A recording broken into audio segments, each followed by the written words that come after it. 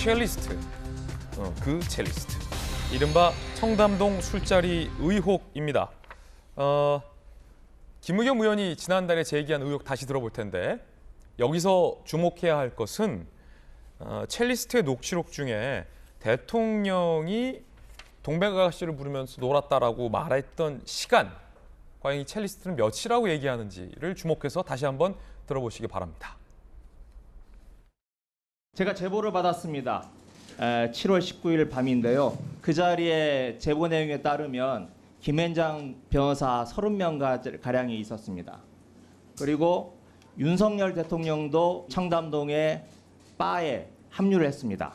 이 자리에 있었던 그분의 녹음을 들어보겠습니다. 한동훈에 윤석열까지 다 온 거야. 와가지고 술 마시고 노래 부르고.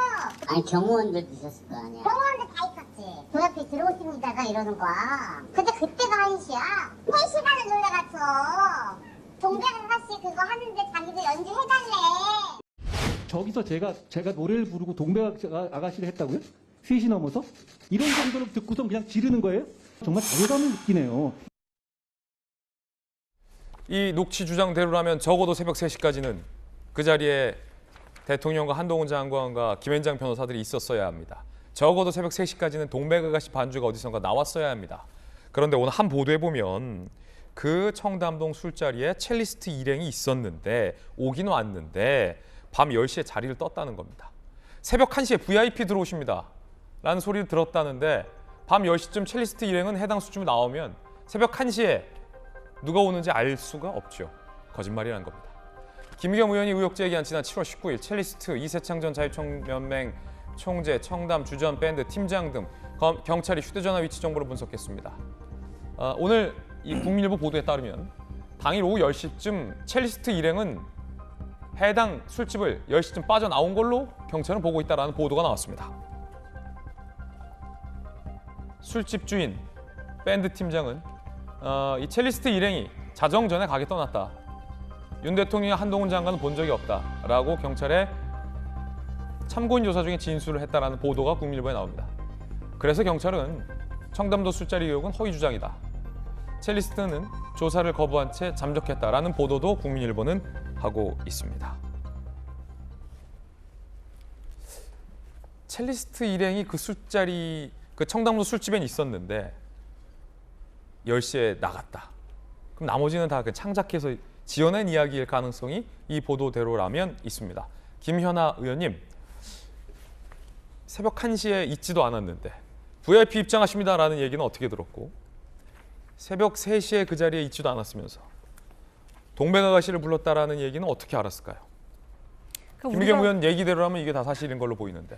그러니까 우리가 이런 거를 소설이다, 황당한 시나리오다라는 단어를 이런 때 쓰는 게 아닌가 싶어요. 지금 이제 민주당에서는 정진상 실장에 대한 일종의 뭐 구속 사유 이런 것들을 지금 황당한 시나리오라고 얘기하는데 저는 정말 황당한 시나리오는 이거다.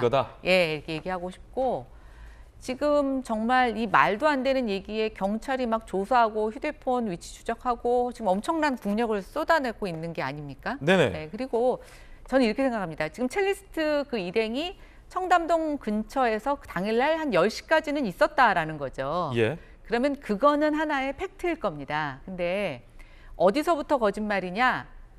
윤석열 대통령과 한동훈 법무부 장관을 자기가 만났다라고 하는 게 거짓말이고 그 거짓말을 덮으려고 하다 보니까 제가 봤을 때는 이게 거짓말에 거짓말을 하게 되고 예, 원래 거짓말이라는 게 그렇잖아요. 하나 아주 작은 거짓말에서부터 시작이 됐는데 그 자기와 헤어진 남친하고의 관계에서 뭔가 자기가 어떤 뭐 위세를 부리거나 뭔가를 얘기하고 싶었던 작은 거짓말에서 시작이 됐는데 그 거짓말을 덮으려고 또 다른 거짓말을 하고 또 다른 거짓말을 해서 거짓말이 지금 눈덩어리가 됐다. 거짓말에 거짓말에 거짓말이라는 노래 제목이 있어요.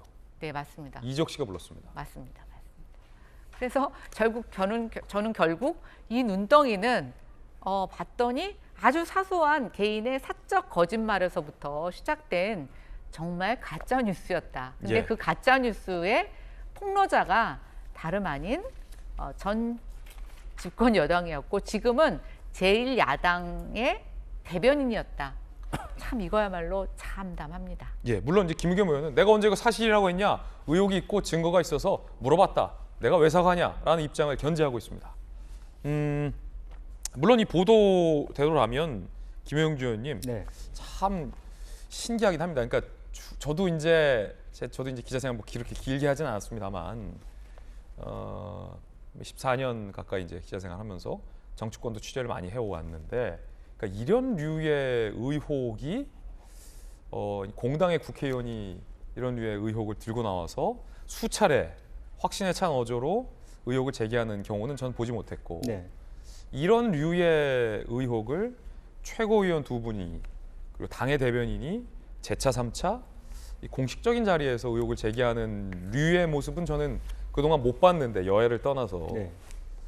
뭐 저보다 더 정치권에 오래 계셨으니까 어떻게 보십니까? 우선 뭐 이런 일이 제보가 들어오면 실제로 그 제보한 사람이 어떤 사람인가를 좀 배경을 알 필요가 있어요. 그리고 또 첼리스트는 어떤 사람인가, 또 그리고 제보자와 첼리스트 관계는 어떤가, 혹은 실제로 그 술자리가 있었다 하는 곳에 진짜 술자리가 있을 만한, 그러니까 그 집 말이죠, 술집이 있을 만한 곳인가, 이 세 가지만 체크를 해봐도. 또 하나는 뭐 법무부 장관, 뭐 한동훈 법무부 장관이 있었다고 하니까 법무부 장관 뭐라자면 차량 예. 그 주행 기록만 제출받아도 팩트 체크가 됩니다. 장관이 있었다라고 하는 부분. 그다음에 한동훈 장관이 별로 술자리 노래 안 좋아한다는 것도 다 알고, 이거 조금만 조사를 해봐도 이것이 굉장히 그 개연성이 떨어지는 예. 제보다라는 걸 알 수 있고. 왜냐면 이게 세비로 저희가 네. 국회의원 한 명당 의원실에 보좌관과 비서진을 몇 명을 우리가 제공합니까? 그렇습니다. 몇 명 채용할 수 있습니까? 한 방에. 9명 할 수 9 있죠. 명이잖아요. 대한민국이 전 세계에서 보좌관이 제일 많은 국가입니다. 9명 그러면 중에 한 명만 네. 이 의혹 맞는지 한번 조사 좀 조사를 해주십시오. 해도 될 일을. 예. 그래서 결과적으로 어떻게 되냐 하면, 결과적으로 뭐 최근에 이르서 더 탐사든 민들레든 실제로 제보자와 유사한 어떤 언론기관, 이런 것들이 민주당의 이미지에 상당한 훼손을 주고 있고. 이게 더 탐사라는 매체와 협업했다, 김의겸 의원이 이렇게 얘기했잖아요. 네. 그렇다면 실제적으로 보면 그 더 탐사라는 곳이 얼마나 신뢰성 있는 언론기관인가부터 해가지고, 저라면 사실은 이게 쉽지 않을 거예요. 그러니까 우리가 뭐 이런 말을 해서는 될지 안 될지 모르겠습니다만, 기자들도 찌라시 단계가 있고 기사화 단계가 있는 거잖아요. 그럼요. 제보를 1차 받았을 때 한번 탐색해보는, 체크하는 단계에서 더 이상 진척을 안 할 수 있는 건이 그럼요. 됐다라고 보고, 더군다나 한동훈이 누굽니까? 바로 대치기 하는 인물 아닙니까? 그럴수록 확실한 부분에 대해서 빼도 박도 못할 때 공격해야 되는 부분인데, 너무 어설프게 공격해서 그야말로 아까 정 변호사 말대로 데려주고 말로 받은 그런 결과가 되고. 일각에서는 내가 언제 이 의혹이 사실이라고 했냐, 의혹이 있고 증거가 있으니까 물어볼 수 있는 거 아니냐. 그거는 이제 시간 낭비죠. 그 중요한 시간에 자기 간단하네. 개인이 확실하게 체크 안 된 것을 장관한테 물어보는 거, 시간 낭비다. 그거는 외국식으로 해야지. 둘이 만나서 물어보면 되는데 공식적인 카메라 마이크 앞에서 물어볼 만한 일은 아니다. 그것도 재차 3차 그럼요. 의혹을 제기한 건 시간 낭비다. 시간이 아깝다. 시간이 아깝죠. 권지웅 비대위원님. 저는 이제 앞서 이야기해 주신 대로 사실은 그게 이제 녹취 제보가 있었다 손 치더라도 그것을 뒷받침할 만한 근거를 좀 찾아보고 했었어야 된다고 생각해요. 김의겸 의원이 애초에. 네.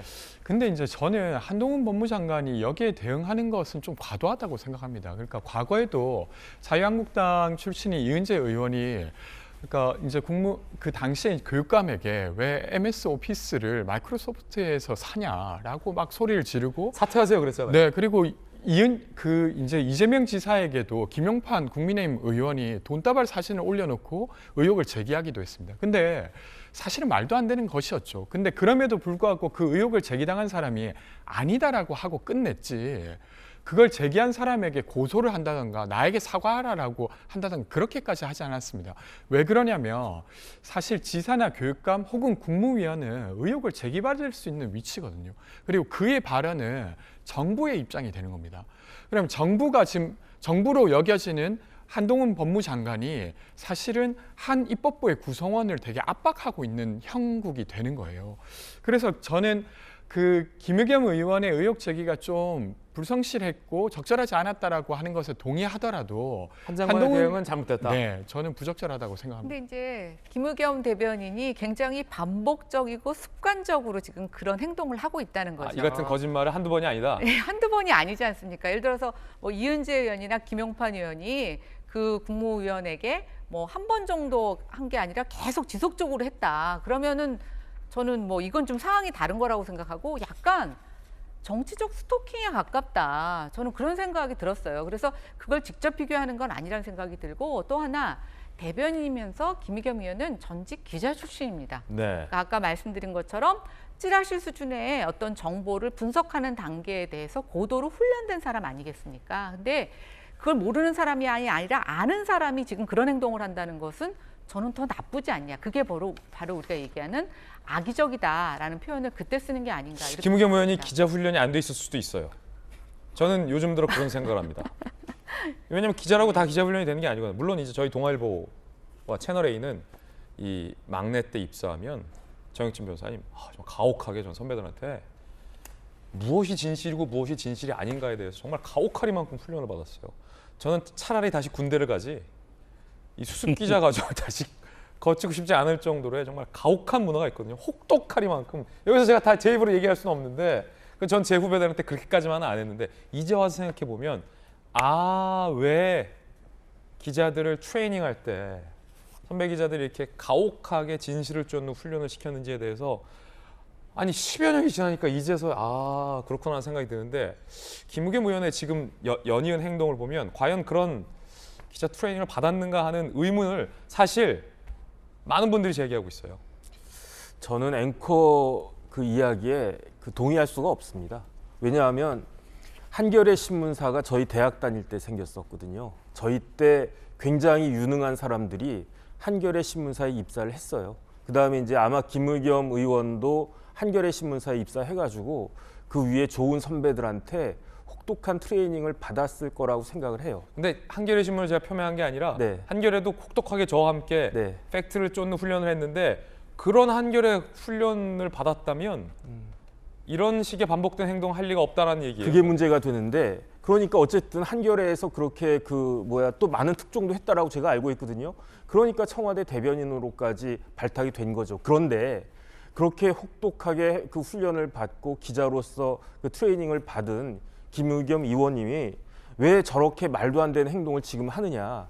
저는 이게 맹목적이라서 그렇다고 생각을 해요. 그러니까 더 이상 이제 기자가 아니고 지금부터 나는 정치인인데 그런데 결과는 정해져 있어야 돼요. 당위로서만 팩트가 아니고 당위로서만 생각을 하는 것 같아요. 쉽게 말하면 이런 표현이 그렇지만 윤석열 대통령은 그때 새벽에 그 술집에 있었어야 된다라고 김의겸 의원은 생각하는 거예요. 예. 그다음에 윤석열 대통령이 그 술집에 그 바에 있을 때 한동훈 법무부 장관도 그 옆에 있었어야 된다라고 생각을 하는 거예요. 그렇게 당위적인 생각이 머리를 그냥 꽉 차고 있으니까 누가 봐도 이건 말이 안 되는 거거든요. 김앤장 변호사 30명 제가 봤을 때 그 첼리스트라고 하는 분이 김앤장 변호사 한 명이라도 만나봤을까 하는 생각이 들고 김앤장의 대표 변호사 정도 되는 분이 오라고 해야지 김앤장 변호사들이 우르르 몰려가지 모든 것들이 상식적으로 말도 안 되는데 그것을 본인만 모르는 거예요. 본인하고 몇몇 사람들만.